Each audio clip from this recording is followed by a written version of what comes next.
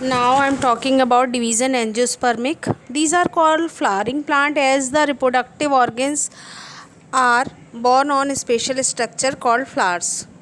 Ovules are enclosed in ovaries and hence the seed are found within a fruit. Angio covered, angio means covered, sperma means seed. तो इसका मतलब ये होता है कि fruit जो है वो बनता है ओवरी से, क्योंकि ओवरी के अंदर ओव्यूल होते हैं इसलिए फ्रूट के अंदर सीड होते हैं, ओव्यूल से सीड बनता है। और फ्रूट की वॉल जो है वो ओवरी वॉल से बनती है, that is known as pericarp. Vascular tissues are well developed. Xylem has vessel and phloem have sieve tube with companion cells. Flower, the reproductive structure may be bisexual or unisexual, and plant may be monoecious or dioecious. Now I am talking about male sex organ. Stamen are the male sex organ of a flower. Each stamen has two parts, a filament and an anther. Anther contains 4 microsporangia, where microspore mother cell become differentiated. Each microspore mother cell undergo meiosis to form 4 microspore. तो meiosis से वैसे भी 4 बनते हैं microspore और सभी haploid होते हैं, सिंगल एक्स और एन क्रोमोसोम होते हैं सब में। मियोसिस सेल डिवीजन जो है रिप्रोडक्टिव सेल्स के लिए होता है। Each of which developed into a pollen grain. Now I am talking about female sex organ. Female sex organ of a flower is the pistil or gynoecium. Pistil has 3 parts, an ovary, a style and a stigma. तो stigma platform है जहाँ pollen grain आके गिरता है। Style एक long tube है जिसमें से होके पॉलन ट्यूब जाती है और ओवरी के अंदर फिर माइक्रोपाइलर एंड से एंटर करते हुए जो एम्ब्रियो सैक के अंदर न्यूक्लियस होते हैं उनके में फ्यूज़ करती है, एक तो एक्सेल के न्यूक्लियस के साथ और दूसरा 2 पोलर न्यूक्लियाई जो सेंट्रल सेल में होते हैं उनके साथ। इसको हम डबल फर्टिलाइजेशन बोलते हैं।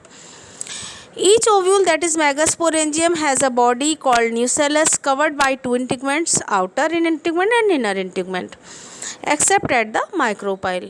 Megaspore mother cell is differentiated in the nucellus and it undergo meiosis. Ultimately, one functional megaspore enlarges and forms the female gametophyte called embryo sac.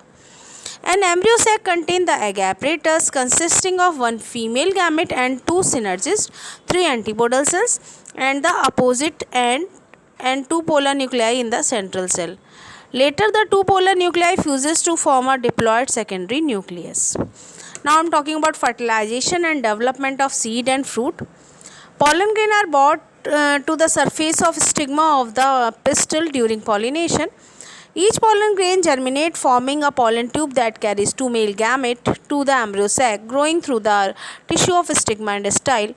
One of the male gamete fuses with the female gamete to form the zygote, that is syngamy, and the second male gamete fuses with the secondary nucleus to form the triploid primary endosperm nucleus, that is PEN, triple fusion. तो double fertilisation में क्या होता है, pollen grain में जो 2 nucleus होते हैं male gamete में, एक ट्यूब न्यूक्लियस है और एक जनरेटिव न्यूक्लियस। जनरेटिव न्यूक्लियस जो है और में एक वेजिटेटिव होता है शुरू में, वो तो डिस्ट्रॉय हो जाता है, डिजेनरेट होता है। जो जनरेटिव न्यूक्लियस दूसरा पॉलन ग्रेन के अंदर होता है वो डिवाइड कर जाता है। तो 2 मेल गैमेट 2 मेल न्यूक्लियस बन जाते हैं, इसमें से एक तो फ्यूज़ करता है एक्सेल के साथ और दूसरा 2 पोलर न्यूक्लियाई के साथ जो कि सेंट्रल सेल में है एम्ब्रियो सैक के अंदर, और ये एक साथ ही होता है इसलिए हम इसे डबल फर्टिलाइजेशन कहते हैं। तो what is double fertilisation? One male gamete of pollen grain fuses with egg cell and other male gamete fuses with 2 polar nuclei simultaneously. This is known as double fertilization. अब जो 2 polar nuclei के साथ fuse हुआ है एक male gamete, तो पहले से ही 2 पोलर न्यूक्लियाई एन थे, इसमें एक और मिल गया आके मेल गैमेट का एन, तो 3n हो गए। तो this is known as triple fusion. इससे बनता है पहले तो प्राइमरी एंडोस्पर्म न्यूक्लियस, फिर आगे चल के इससे एंडोस्पर्म बन जाता है जो बढ़ते हुए एम्ब्रियो को नॉरिशमेंट देता है। और दूसरी तरफ जो दूसरा मेल गैमेट एग सेल के साथ फ्यूज़ करता है उससे बनता है जाइगोट और जाइगोट डेवलप होकर एम्ब्रियो बना लेता है। तो इस तरीके से डबल फर्टिलाइजेशन के वजह से एम्ब्रियो का और एंडोस्पर्म का फॉर्मेशन होता है।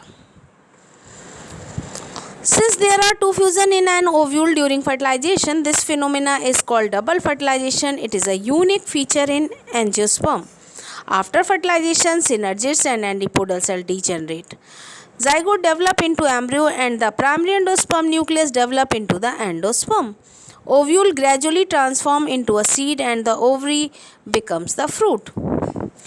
तो मैंने ओव्यूल का डायग्राम भी आपको बताया हुआ है कि ओव्यूल में दो इंटीगमेंट होते हैं, एक तो आउटर इंटीगमेंट, इनर इंटीगमेंट, ये पूरे में कवर करे रहते हैं, लेकिन जो माइक्रोपाइलर एंड वाला पोर्शन होता है वहाँ पर ये नहीं होते इंटीगमेंट।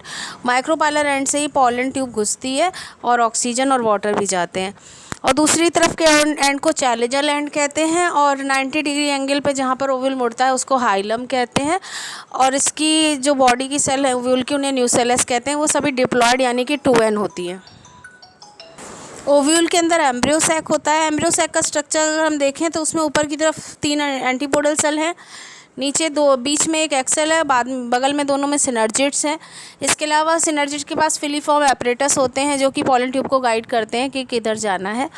सेंटर में अगर हम देखें एम्ब्रियो सैक के तो 2 पोलर न्यूक्लियाई हैं, 2 polar nuclei within a central cell, उसकी सेल का नाम है central cell.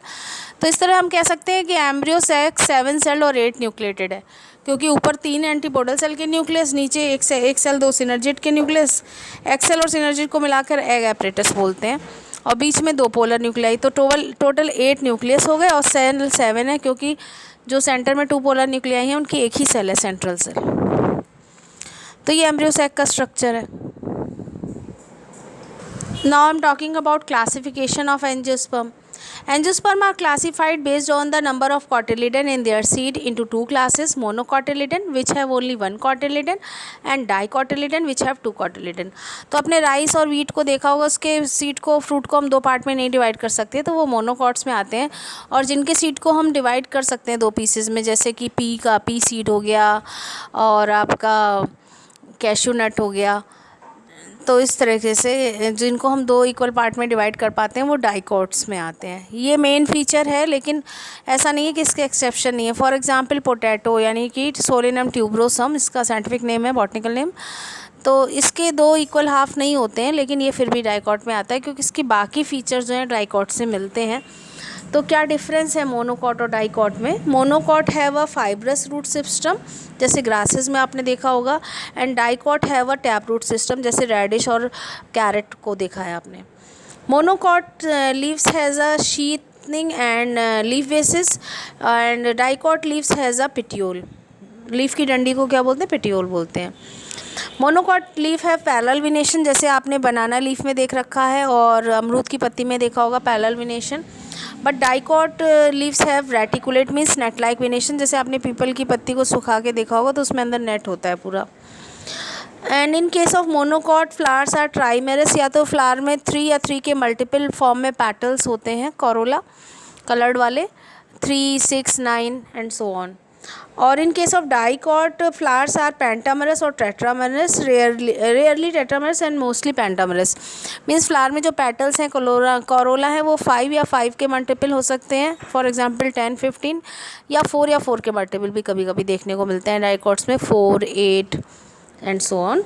Example seed monocot का राइस वीट हो गया, डाइकॉट का आपका हो गया पी सीड है ना, ग्राम हो गया आपका। जिसमें भी 2 पार्ट में डिवाइड हो जाए वो ज़्यादातर डाइकॉट के ही होते हैं। Now I am talking about division angiospermic. These are called flowering plant as the reproductive organs are born on a special structure called flowers. Ovules are enclosed in ovaries and hence the seed are found within a fruit. Angio means covered, sperma means seed. तो इसका मतलब ये होता है कि fruit जो है वो बनता है ओवरी से, क्योंकि ओवरी के अंदर ओव्यूल होते हैं इसलिए फ्रूट के अंदर सीड होते हैं, ओव्यूल से सीड बनता है। और फ्रूट की वॉल जो है वो ओवरी वॉल से बनती है, that is known as pericarp. Vascular tissues are well developed. Xylem has vessel and phloem have sieve tube with companion cells. Flower, the reproductive structure may be bisexual or unisexual, and plant may be monoecious or dioecious. Now I am talking about male sex organ. Stamen are the male sex organ of a flower. Each stamen has 2 parts, a filament and an anther. Anther contains 4